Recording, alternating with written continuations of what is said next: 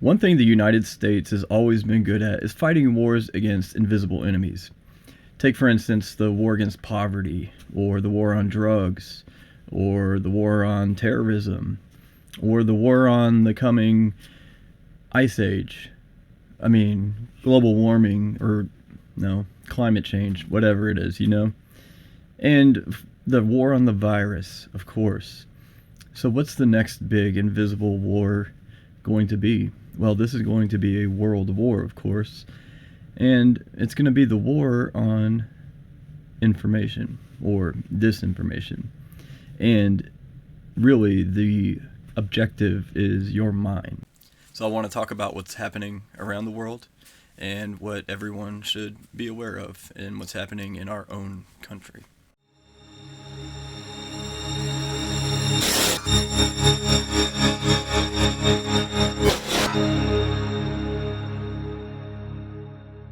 With the release of the Twitter files, we got hard evidence that the government, all different agencies throughout the whole alphabet, were colluding with social media to silence people that didn't agree with whatever government narrative they had going at the time. So we know for a fact now that the United States government has tried to set up a disinformation board, and this was through the Department of Homeland Security. But of course, that got ridiculed, and they had to put the appearance on of canceling the program, which I'm sure they just renamed it something different.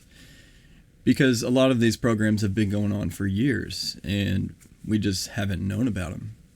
And one of the things involved with these censorship programs are the NGOs, the non-governmental organizations.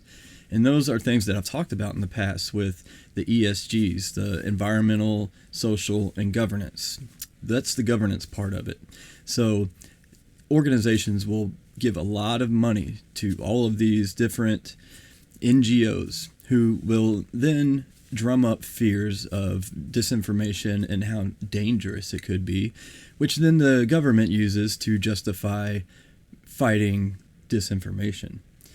And one of the worst parts about it is everything that they were censoring, everything that they tried to hold in their narrative ended up being not true. From the masks to the lockdowns to the vaccines to social distancing, it was all made up, and it was never true. And even when they knew that it wasn't true, they still continued to lie about it. And they're continuing to lie about it. Let's look around the world here. Now we go to Canada, where we have Justin Castro, and he is looking at new legislation for fake news or news that disagrees with him. And the thing is, Canada, their main source of media is already state-owned. So I don't know how much more you can do besides that. And then down in Brazil, where Luna, the very legitimately elected president, is now talking about legislation to outlaw fake news because it's dangerous, right? And we think, okay, well, maybe this is just happening in the third world countries around us. But it's not. It's happening in Europe, too.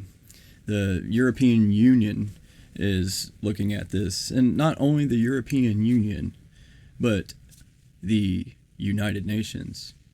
And let me remind you, who is the biggest member of the United Nations? That's the United States. So anything that the United Nations wants to implement, the United States will need to implement as well. The countries of the world are trying to cede their power to a more centralized area. We can see with the World Health Organization how you can, with the new treaty that's being signed with the World Health Organization, they can take control of different countries' healthcare protocols and emergency or whatever they deem to be an emergency. So we're giving up our sovereignty to these world organizations, and they're all centralizing that power. And with the disinformation, it's all of being of one mind, because an authoritarian the best way for them to gain power and maintain power is to maintain control of the narrative and what you believe. Luckily, the United States is the last bastion of freedom, sort of, in the world. And the internet was supposed to be a tool to share information and debate across the world. But now these Western nations, these quote-unquote democracies, want to centralize the narrative. And up in Canada, they're talking still about COVID misinformation, COVID vaccine misinformation, when only ones who have spread COVID vaccine misinformation is Canada and the CBC. This is why it's important to stay based to the truth. And there's only one truth, one way, and one life. And that's Jesus Christ in the Word.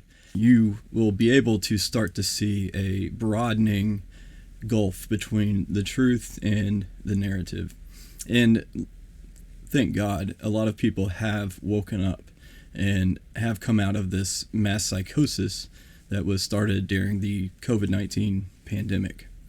And this mass psychosis has really caused people to grasp onto something to feel safe. And those who don't have God in their lives have grasped onto government or scientific entities or science, which would be Dr. Fauci, because he is the science. So I'm here to spread the truth, and I'm biased towards the Bible. I'm biased towards the Word of God. And I would really appreciate it if you subscribed and helped me spread the truth to other people.